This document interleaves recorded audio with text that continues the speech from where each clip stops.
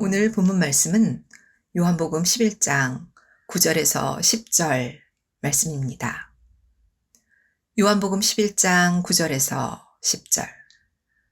예수께서 대답하시되 낮이 12시가 아니냐.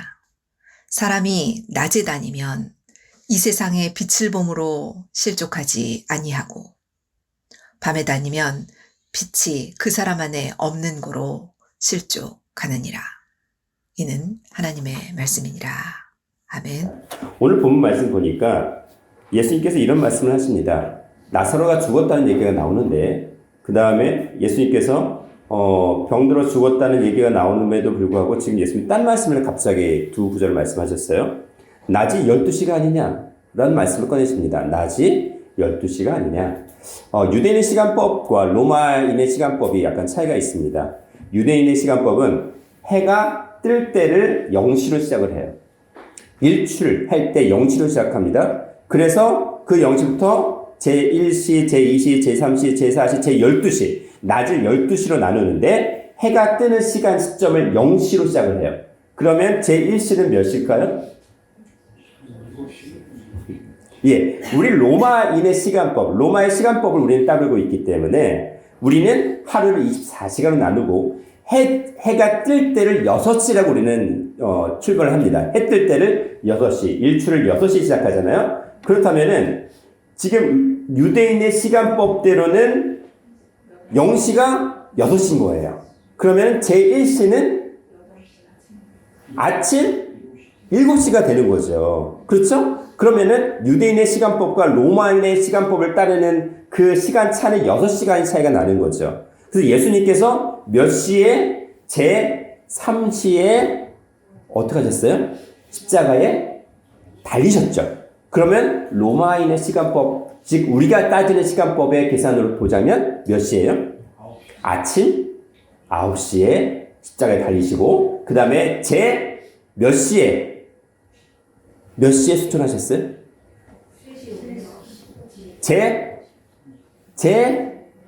몇 시에?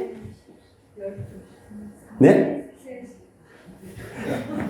계속 말씀을 드렸는데 우리 누가복음 한번 찾아보세요.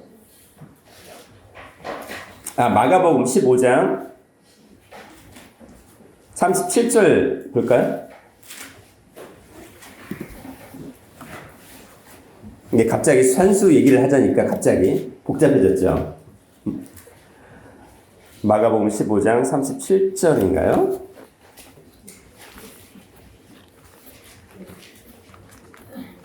몇 시라고 되어 있습니까? 잠깐만요. 네. 15장 몇 시? 자, 38절에 보시면 제6시가 되매 온 땅에 어둠이 임하였습니다. 그러니까는 6시는 6시를 다니게 6시 정오에 갑자기 어둠이 임했어요. 그렇죠? 그리고 37절, 38절 보시면 큰 소리를 지르시고 운명을 하셨다고 말씀이 되어 있잖아요. 그렇게 되었는데 34절에 보시면 제9시에 예수께서 크게 소리 지르시되 하시면서 이런 말씀이 나와요. 그러니까 제9시에 어떻게 하신 거예요? 운명하신 거예요. 제9시에. 그래서 25절 말씀 보시면 때가 제3시가 되어 십자가에 못 박히셨고 제9시에 운명을 하신 거예요. 근데 제9시가 6시간 차이가 나니까 몇 시인 거예요? 오후 3시인 거죠. 그래서 시간의 차이가 분명히 있습니다. 유대인의 시간법은 0시에서 시작해서 낮을 12시간으로 나뉘어요. 그런데 로마의 시간법은 어떻게 되는 거예요? 해 뜰 때부터 6시가 해 뜰 때의 시간으로 생각을 합니다. 그래서 지금 우리가 시간을 볼 때에 낮이 12시가 아니냐라고 하신 이 말씀은 어떤 의미일까요? 낮이 12시가 아니냐. 예수님께서 갑자기 왜 이 얘기를 꺼내셨을까요? 갑자기 낮이 12시가 아니냐라고 하셨어요. 이게 무슨 뜻일까요? 우리가 지금까지 성경을 계속 읽어왔습니다. 이 말씀 분명히 읽고 넘어갔어요. 낮이 12시가 아니냐. 낮이 지금 몇 시로 나뉘었어요? 유대인의 시간법 보자면 낮을 12시간으로 나눈 거잖아요. 그쵸? 자, 1차적으로는 낮이 12시간이라는 거예요. 낮이 12시간이에요. 근데 유대인의 시간법에서는 낮은 12시간 나눕니다. 근데 낮은 뭐가 있는 시간이에요? 해가 있는 시간이에요. 그렇죠. 그럼 해가 없는 시간은 몇 시간으로 나뉘어요? 12시간 하니까? 제가 지금 유대인의 시간법. 성경에서 밤을 제 몇 시, 제 몇 시 뭐 이런 식으로 나온 적이 있어요? 성경에서? 구약 때나 신약 때나? 낮이 있을 때는 제 몇 시, 제 몇 시, 몇 시, 몇 시 나옵니다. 포도원 비유에서도 제 3시, 6시, 9시, 제 11시 개념이 나와요. 근데 밤에 대해서는 뭐라고 표현했을까요? 경이라고 해야지, 경. 경이라는 말로 나와요. 구약시대 때는 3경으로 나뉘어요. 3경. 구약의 밤을 12시간을 3경으로 나뉘어서 1경, 2경, 3경입니다. 그러니까는 해가 지는 오후 6시부터 10시까지 1경. 그리고 10시부터 새벽 2시까지가 2경. 새벽 2시부터 새벽 6시까지가 3경이에요. 구약에는. 그렇다면 신약에는 몇 경으로 나뉠까요? 4경으로 나뉩니다. 이 경이라는 말 자체는 뭐냐면 보초를 쓰는 군인들이 근무 교대하는 시간의 기준을 따진 거예요. 그래서 근무 교대하는 시간을 기준을 따지는데 구약 때는 3경이고 신약 때는 4경이에요. 그럼 구약 때는 1경이 4시간이고 신약 때는 4경이니까 한 경이 3시간으로 나뉘는 거죠. 그럼 신약 때 1경은 오후 6시부터 몇 시까지? 그렇죠. 그리고 2경은 오후 5시, 9시부터 12시. 3경은? 그렇죠. 새벽 3시까지. 4경은 새벽 3시부터 6시까지가 4경이에요. 누가복음 12장 38절에 보시면 주인이 혹 2경이나 3경에 이르러 올지도 모른다고 말씀하셨고 마태복음 14장 25절에는 밤 4경에 예수께서 바다 위로 걸어서 제자들에게 오시니라는 말씀이 있어요. 그러면 여기서 밤 몇 경에? 4경이니까 몇 시부터 몇 시까지? 새벽 3시부터 6시. 그 사이에 예수님께서 바다 위로 걸어서 제자들에게 오신 거예요. 그럼 제자들이 어땠어요? 어두컴컴한데 아직 해가 없는데 예수님께서 바다 위로 걸어오시니까 귀신 줄 알고 놀라 자빠진 거잖아요. 밤을 이렇게 나눈 거예요. 낮은 제1시부터 제0시부터 12시까지 밤은 4경으로 나뉘어진 겁니다. 그래서 성경을 볼 때 이런 관점으로 성경을 볼 수 있어야 되는데 그렇다면 오늘 본문에서 예수님께서 낮이 12시가 아니냐라고 질문을 던지셨습니다.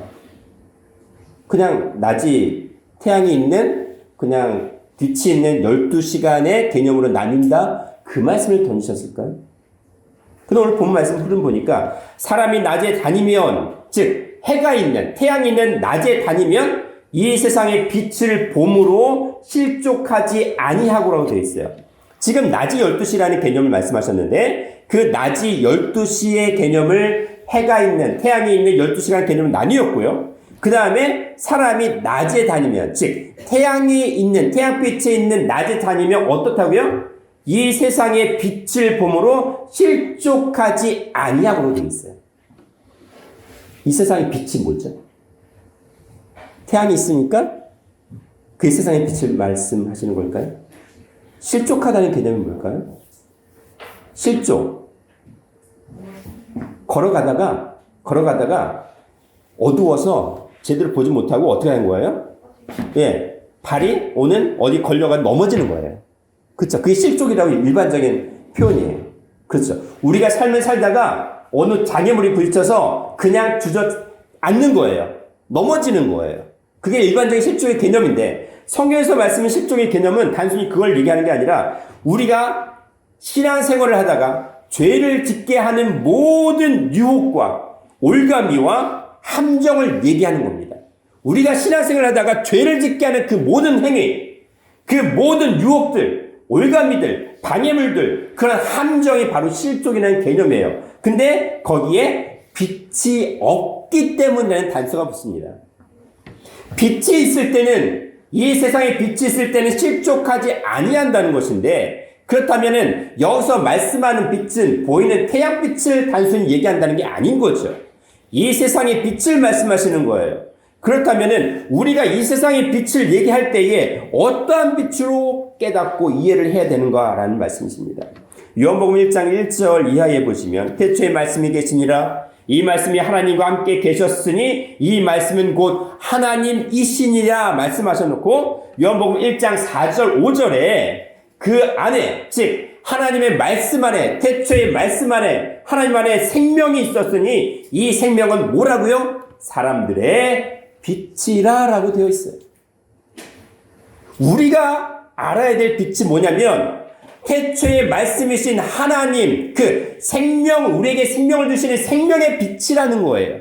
생명의 빛을 우리가 보면은 이 세상의 빛을 봄으로 실족하지 아니한다라고 말씀하신 건 뭐냐면 그 생명의 빛을 본다는 거예요. 여기서 본다는 블레포라는 헬라어는 뭐냐면 그것을 육신의 눈으로 본다는 게 아니라 영의 눈으로 보고 그 실체가 무엇인지 깨달아 안다는 겁니다. 우리가 신앙생활을 하면서 우리가 체험을 하면서 그 말씀의 빛이 생명이 무엇인지를 정확히 깨달아 아는 것을 본다라고 얘기를 하는 거예요.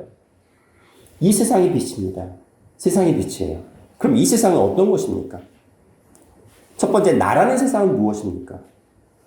이 세상은 땅을 얘기하기도 하고 지구를 얘기하기도 하고 우주를 얘기하기도 합니다. 그냥 그걸 코스모스라고 하는데 그 코스모스는 우주 전체를 얘기하기도 합니다. 우리가 우리 심령, 마음, 뭐를 오장육부라고 하는 것은 무엇이라고 해요? 그 오장육부, 오대양 육대주가 뭐예요? 우리 사람 속에 들어있는 거 아니에요? 왜? 오대양 육대주라는 그 땅에서 취함을 입어서 하나님의 말씀을 불어넣으셨다고 했기 때문에 오대양 육대주와 오장육보가 어떤 연관성과 상징성을 가지고 있다는 거죠. 그렇다면 더불어 이 모든 우주 만물이 결국 내 어디에? 내 안에 있는 거예요.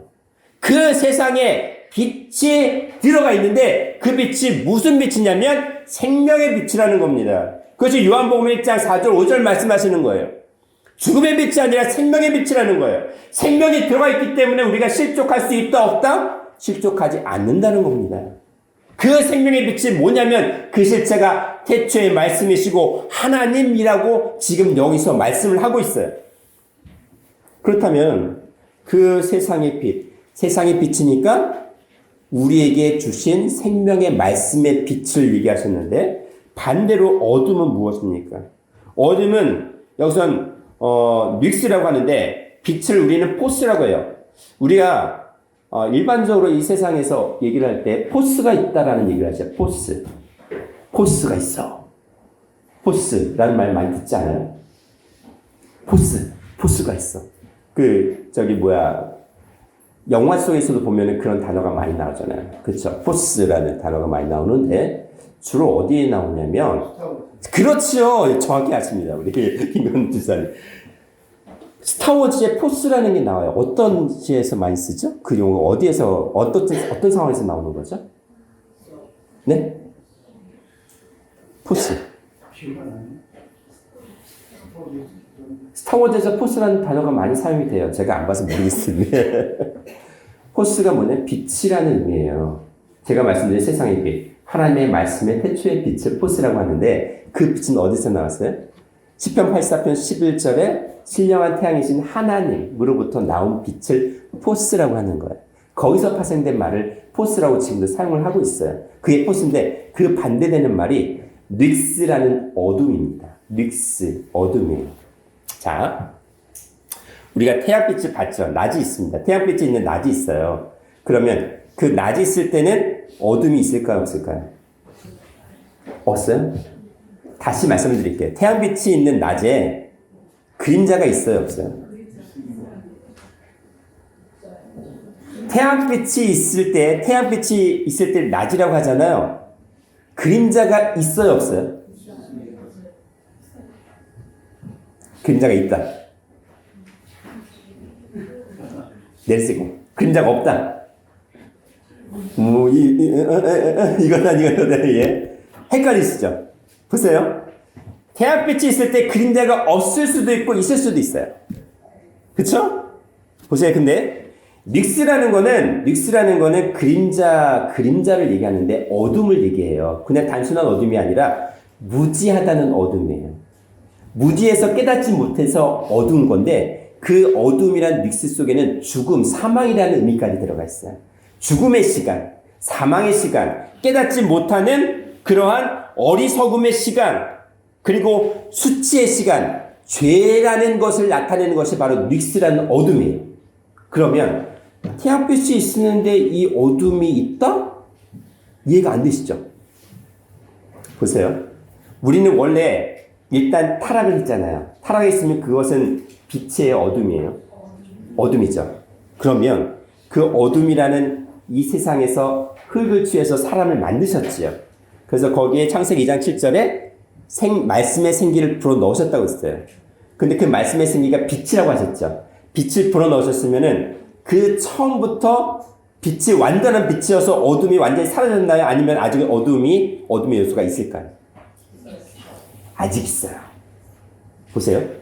에덴 동산 가운데에 생명나무와 선악을 알게 하는 나무가 같이 존재한다고 되어 있죠. 뭔가 이상하지 않아요? 창세기 2장 9절 말씀에 에덴 동산 중앙에 생명나무와 선악을 알게 하는 나무가 같이 있대요. 생명나무는 영생을 나타내고 선악을 알게 하는 나무는 악을 나타내는 사망을 나타내요. 근데 영생과 사망이 같이 있을 수 있어요? 뭘 나타낸다는 얘기예요? 우리가 말씀을 받기 시작을 했지만 이제 말씀을 받았는데 그 온전한 말씀의 깨달음이 없는 상황 속에서는 우리 안에 무엇이 다 있는 거예요? 선과 악이 같이 공존하는 거예요. 그래서 우리가 근데 선과 악이 같이 공존하기 때문에 두 가지가 다 있어요. 내가 은혜를 받을 때는 정말 나는 영생 변할 수 있어 라고 열심히 은혜 가운데서 살아가고 신앙생활을 열심히 하고 정말 살아있다는 느낌을 갖는데 어느 순간 시험이 들어. 그림자가 싹 들어가 있어. 그러면 어떻게 돼요? 그 어두움이 오히려 그 생명을 가려버려. 그럼 어떻게 돼요? 흔들리는 거예요. 신앙생활 오래 했다고 흔들리지 않음이 있다고 장담할 수 없어요. 그럼에도 불구하고 우리는 꿋꿋이 계속 걸어나가는데 우리 신앙생활 속에 어두움이 계속 공존하고 있어요. 그래서 성경은 뭐라고 하냐면 아직 낮이 12시가 아니냐? 라고 말씀을 하세요. 분명히 태양빛이 있음에도 불구하고 낮이 있는 햇빛이 있음에도 불구하고 12시간의 낮이라는 개념 속에 있지만 아직 거기에는 어둠이 있어요? 없어요? 그림자가 있어요? 없어요? 있어요. 근데 그림자가 없게 하는 방법이 있습니다. 어떻게 하면 돼요? 자, 오늘 제목에 정답이 나와 있어요. 태양이 내 머리 위에 바로 있으면 그림자가 있어요? 없어요? 없지요? 없지요? 뭐냐면 정오 낮 12시가 되면 태양이 내 머리에 바로 있기 때문에 그림자가 없게 되는 거죠. 지금 예수님께서는 낮 12시가 아니냐라는 그 12시간의 낮의 속에서 무엇을 강조하고 싶으냐면 어떤 거?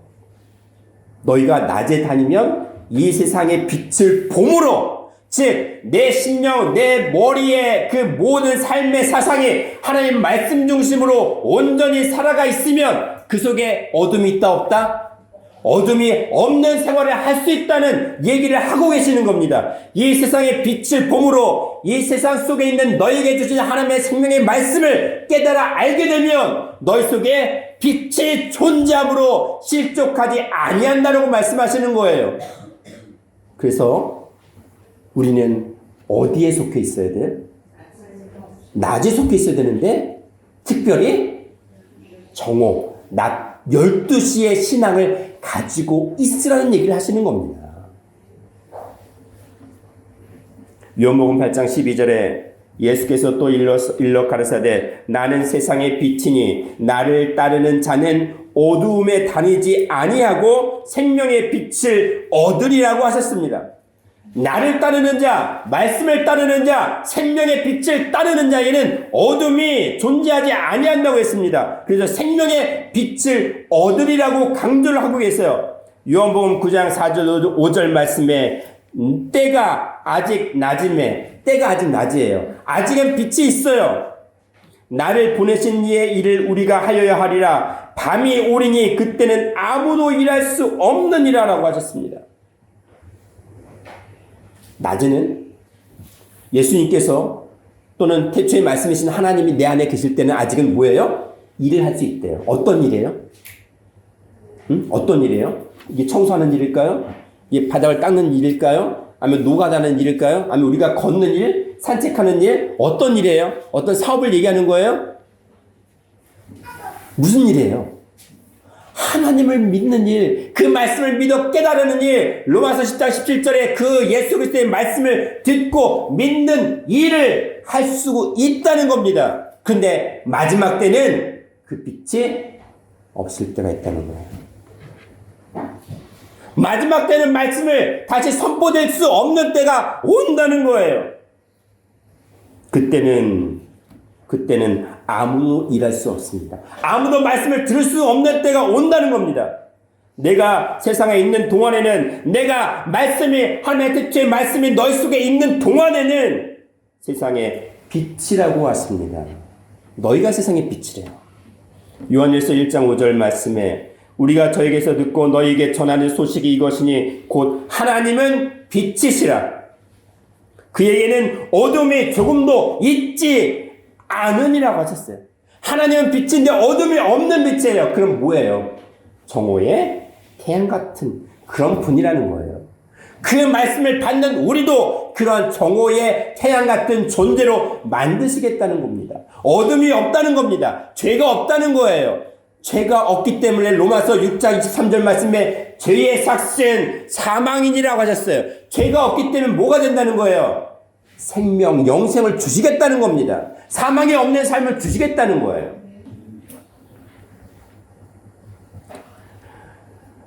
우리가요, 어둠에 속해 있게 되면 어떻게 되냐면요, 되게 비참한 결과를 가져오는데, 요한복음 13장에 보시면, 요한복음 13장에 예수님께서 최후의 만찬을 하시는 장면이 나옵니다. 그래서 요한복음 13장 21절에 보시면 예수님께서 선만찬 시간에 이런 말씀을 하십니다. 예수께서 말씀하십니다. 너희 중 하나가 나를 팔리라. 제자들이 있어요. 제자들과 선만찬 하는데 너희 중 하나가 나를 팔리라고 하셨습니다. 그러면서 제자들이 묻는 거예요. 누굴까? 막 그러는 거죠. 묻기도 합니다. 그래서 26절 말씀 보시면 예수께서 대답하시되 내가 한 조각을 찍어다가 주는 자가 그니라고 하셨어요. 떡 한 조각을 찍어다가 주는 자가 바로 나를 파는 자라고 얘기를 하셨습니다. 그리고는 그 떡 한 조각을 찍어다가 시몬 가롯 유다에게 주셨어요. 그 장면을 제자들이 봤습니다. 근데 제자들이 가룟 유다가 예수님을 판다는 걸 알았어요? 몰랐어요? 몰랐어요. 분명히 말씀하셨는데도 제자는 몰랐습니다. 가룟 유다가 회개를 맡고 있으니까 뭔가 또 사러 가는 건가 보다 생각을 한 거예요. 다른 생각을 전혀 가지지 않았습니다. 그래서 27절 말씀에 가룟 유다가 떡 한 조각을 받은 후에 곧 사단이 그 속에 들어간지라 이에 예수께서 유다에게 이르시되 내가 하는 일을 속히 하라 하시니라고 하셨습니다. 보세요. 사단이 그 속에 들어갔어요. 그래서 어떤 마음을 준 거예요? 예수를 팔아 넘기고자 하는 마음을 준 이 사단이 들어간 그때를 뭐라고 했냐면 13장 30절에 유다가 그 조각을 받고 곧 나가니 밤이러라. 우리가요, 낮에 속한 신앙을 살지 못하면 우리는 밤에 속해 있다는 겁니다. 밤에 속해 있다는 건 뭘 얘기하는 거예요? 그럼 결국은 내 안에 빛이 있어요, 없어요? 그 빛이 누구예요? 태초에 말씀이신 하나님이잖아요. 그 예수님을 팔아 넘기는 행위예요. 요한복음 8장 37절에 내 말이 너희 속에, 즉 생명의 말씀이 너희 속에 있을 것이 없으므로 나를 주기를 하는도다. 십자가에 내어준 존재가 가룟유다인데 그 신앙이 바로 밤이었습니다. 그게 바로 밤이에요. 그게 바로 어둠이에요. 우리가 잘 아시는 아브라함이 있어요. 믿음의 조상이라고 하죠. 믿음의 조상 아브라함이 하나님 앞에 제물을 드립니다. 근데 제물을 드리는데 15장 창세기 15장 12절에서 13절 말씀 보시면 해질 때에 아브라함이 보세요. 해가 질 때입니다. 해질 때니까 햇빛이 어떻게 돼요? 점점점 사라지는 거죠. 해질 때에 아브라함이 깊이 잠이 들었어요. 잠이 들었습니다. 그래서 캄캄함이 임했습니다. 잠이 들어 캄캄함이 임함으로 심히 두려워하더니라고 되어 있어요. 그게 창세기 15장 12절 말씀이에요. 아브라함의 신앙이 하나님 앞에 제사를 드리고 있는 상황 가운데서 마지막 때에 어떻게 되냐면 솔개가 제물에 딱 오니까 그 솔개를 아브라함이 제물에 제물을 체감하면 안 되니까 내쫓았어요. 근데 제물이라는 건 뭐냐면 제가 지난 시간에 말씀을 드린 것처럼 내 자신을 산 제물로 드리는, 즉 나 자신을 주고 없어지고 말씀이 내 안에 사는 것을 얘기하는데 제사를 드리면서 아브라함이 살아 움직였던 겁니다. 아브라함의 생각이 살아 움직였던 겁니다. 그 이후 하시는 말씀이에요. 해질 때에 빛이 사라졌습니다. 아브라함이 깊이 잠들었어요. 껴있지 못한 신앙이 되었어요. 잠들어 있는 어둠의 신앙이 됐어요. 그 결과 캄캄함이, 흑암의 깊음에 있는 그 무서운 어둠이 그에게 임함으로 심히 두려워하고 있다고 했어요. 그 결과가 뭐예요? 아브라함이 이 제사를 제대로 드리지 못한 그 어둠이 임한 그 상태의 결과가 뭐냐면 내 자손이, 즉 이스라엘 백성이 이방인에게 객이 되어서 애굽의 종이 되어서 몇 년 동안? 400년 동안 괴롭게 되리라. 고난을 받으리라. 종이 되어서 괴롭힘을 받으리라고 했던 거예요. 아브라함 한 사람의 그 잠깐의 실수 때문에 어둠이 임했던 그림자의 신학 그 한순간이 이스라엘 백성을 400년 동안 종노릇하게 만든 겁니다. 우리가요, 예배를 가볍게 여기면요, 뭐 하게 되는 거예요? 가볍게 여기는 행위 자체가 뭐가 되는 거예요? 밤이 되는 거예요. 밤이 되면 각자 나뿐만 아니라 대대손손 자손들이 어떻게 되는 거예요? 어둠의 종로를 타게 되는 거예요. 예배 자체가 얼마나 중요한지 지금 말씀을 하고 계시는 거예요. 왜? 하나님께 예배 드리는 건 말씀이 선포되고 그 말씀을 우리 심령 가운데 생명의 말씀의 빛으로 비추는 행위이기 때문에 더욱 중요하거든요. 어둠을 내어 쫓는 행위예요. 빛이 어둠을 잡아먹게 만드는 거예요. 영원한 생명이 그 어둠이라는 그 사망을 잡아먹어서 우리가 영생하게 만드는 그러한 연습이고 그러한 삶이 예배거든요. 그러면 우리는 어찌 해야 됩니까? 데살로니가 전서 5장 1절 2절 말씀에 형제들아 때와 시기에 관하여는 너희에게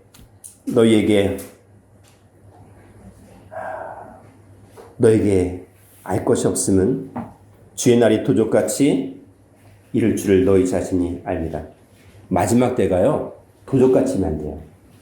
마지막 때가 도적같이 임하는데 그 마지막 때를 우리가 언제 알 수 있냐면 데살로니가 전서 5장 4절 5절 말씀 보니까 형제들아 너희는 어둠에 있지 아니하며, 자, 어둠에 있으면 때와 그때와 시기를 알 수가 없다는 겁니다. 그런데 그날이 도적같이 너희에게는 임하지 못하리니 너희는 다 빛의 아들이요 낮의 아들이라. 영원한 생명의 태초의 말씀의 아들이고 낮의 아들이고 빛의 자녀들이기 때문에 우리는 밤이나 어둠에 속하지 아니하니라. 그러면 그때 그 마지막 시기를 우리는 알 수 있다고 지금 말씀하시는 겁니다. 에베소서 5장 8절 9절 말씀에 너희가 전에는 어두움이더니 이제는 주 안에서 빛이라. 빛의 자녀들처럼 행하라. 빛의 열매는 모든 착함과 의로움과 진실함이 있느니라. 우리가 원래는 어둠이었습니다. 그 땅이 혼돈공허 흑암이 깊음에 있는 어둠이었지만 이제는 말씀의 빛으로 주 안에서 말씀 안에서 빛이래요. 보세요. 아까는 빛의 자녀들이라고 했던 그 말씀이 뭐냐면 빛의 자녀들, 빛의 어떤 파생된 작품들이 아니라 이제는 뭐가 되는 거예요? 빛 자체라고 지금 말씀하시는 겁니다. 마태복음 5장 14절 말씀에 너희는 세상의 빛이라고 되어 있어요. 빛. 태초의 말씀이신 빛 자체라고 지금 우리를 신분 상승시켜 주는 거예요. 땅이 아니라 하늘이다. 어둠이 아니라 빛이다. 사망이 아니라 영생이다라고 지금 아예 그냥 완전히 분리시켜 주시는 겁니다. 성경을 보면은 낮 12시 정오의 신앙을 가졌던 한 사람이 있습니다. 누굴까요? 예수님께서 이 땅에 오셔서 우물가에서 기다립니다. 언제? 제6시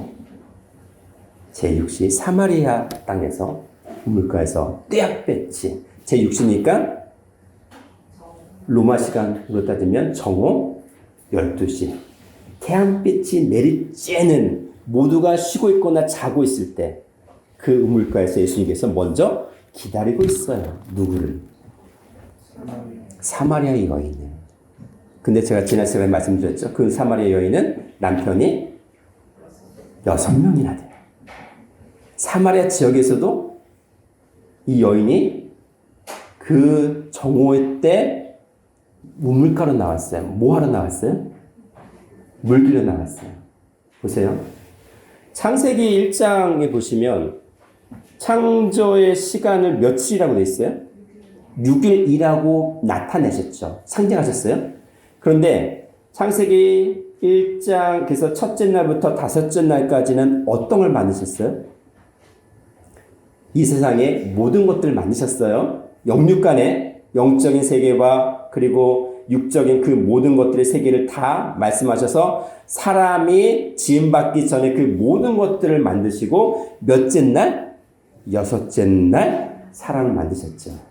자, 그러면 첫째 날부터 다섯째 날까지의 그 모든 역사는 이 세상의 역사예요. 그러면 남편 5이 있었던 사마리아 여인에게 5은 이미 지나갔죠.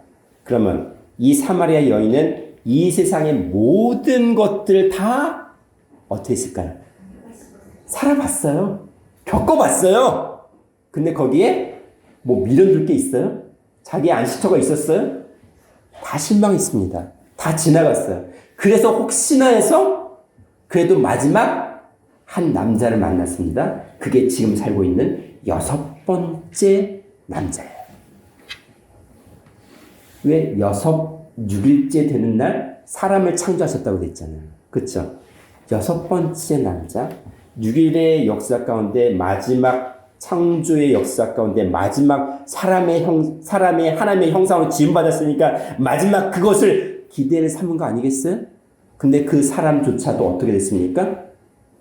타락하고 말았어요. 그러면 이 여인에게 남은 건 뭐가 있을까요? 왜 정오에 그 태양빛이 쨍쨍쨍의 그때에 이 여인이 우물가에 왔어요? 그냥 물 길러? 사람들을 피하기 위해서 그냥 왔을까요? 눈치 보기 싫어서 왔을까요? 뭐예요? 이 여인은 만족함이 있어요? 없어요? 이 자기의 갈증, 영적인 갈증을 해결할 수 있는 그런 곳이 이 세상에 있었어요? 없었어요? 영적인 가람을, 그 목마름을 해결할 수 있는 것이 있었나요? 없었어요. 단순히 보이는 물을 마시기 위해서 이 땅에 온 게 아니라 이 우물에 온 게 아니에요. 그 사마리아 여인은 우리 모든 6,000년의 인류 역사를 나타내는 상징하는 대표적인 한 사람이에요. 참 남편이신, 참 생수를 줄 수밖에 없는 그 남편을 찾으려고 했지만 못 만났어요. 이 땅에서 찾지 못했어요. 그리고 온 거예요. 마지막 기대를 걸고 우물가에 왔습니다. 언제? 정오 때. 이 여인이 가지고 있었던 신앙이 뭐냐면 더 이상 이 땅에서는 생명의 빛을 찾을 수 없었기 때문에 그 정오의 신앙, 그 갈급함, 그 목마름을 갖고 있었던 여인인 거예요. 그래서 예수님께서 그 자리에 미리 와서 기다리신 겁니다. 제6시 정오에.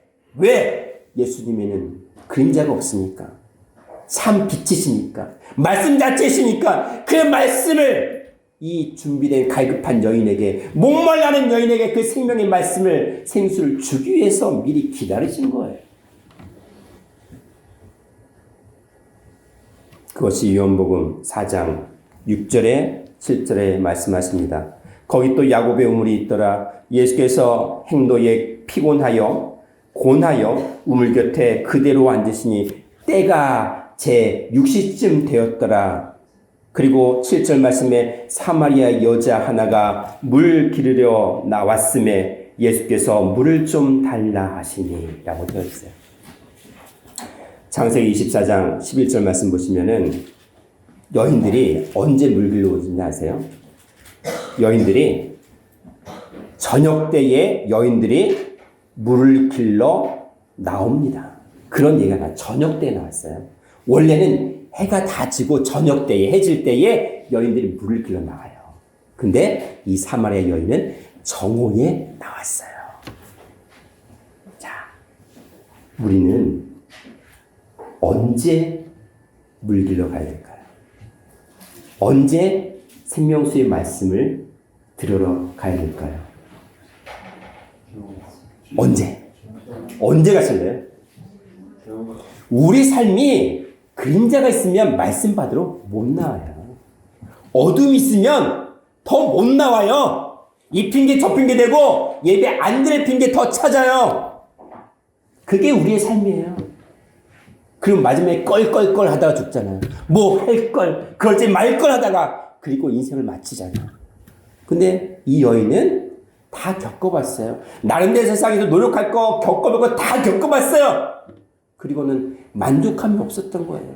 갈급한 영혼이었어요. 말씀을 사모했던 갈급한 여인이 마지막에 나온 것이 바로 제6시 정오에 그 참 남편이신 예수님을 만나러, 그 주인공을 만나러 나온 겁니다. 정오의 주인공이신 그 예수님을, 완전한 태양이신 그 예수님을 만나러 그 우물가에 나온 겁니다. 예수님은 손수 그 모습을 미리 창세전에 보시고, 창세 전에 보시고 거기서 기다리셨던 거예요. 우리가 예배를 드려 나올 때에 말씀을 듣고 내 마음 심령밭에 어둠을 다 쫓아내려고 할 때에 어떤 마음의 준비를 하고 여기에 나오십니까? 그냥 주일 시간 됐으니까, 예배 시간 됐으니까 그냥 억지로 나와서 앉아 계시는 거예요. 우리가 지금까지 삶을 살아오면서 만족함이 없다는 걸 아실 거예요. 아무리 돈을 많이 벌어도, 자녀들이 공부를 해서 성공을 한다 할지라도 거기에 영원한 만족감이 있을까요? 잠깐의 즐거움은 있을 수 있습니다. 잠깐의 안식은 있을 수 있어요. 영원하지 못해요. 사라져요. 우리는 신령한 사마리아 여인처럼 이제는 그림자가 없는, 죽음이 없는 그런 영생의 말씀에 열매를 맺어드리는 신령한 사마리아 여인들이 되시기를 주님의 이름으로 축원하겠습니다. 기도드립니다. 사랑과 내가 충만하신 하나님 아버지, 이제는 우리가 사망의 그림자가 없는 정오의 신앙을 가지고 그 말씀의 빛을 우리 심령 가운데 온전히 비추어서 이제는 영생의 열매를 맺어드리며 날마다 기쁘고 즐겁고 감사한 산 제물의 예배를 드릴 수 있는 삶이 되게 하여 주시옵소서. 우리가 예배를 드릴 때에, 말씀을 만나고자 할 때에 우리 삶이 날마다 그 말씀을 사모하는 그 마음의 심령으로 준비케 하여 주시고, 그리고 우리가 이 땅에서 죽음의 열매를 맺는 것이 아니라 이 땅에서 변화와 영생의 열매를 맺어드리고 그 말씀을 선포하는 빛의 자녀들이 되게 하여 주시옵소서. 감사드렸고 사랑과 내가 충만하신 예수님 이름 받들어 기도드리옵나이다. 아멘.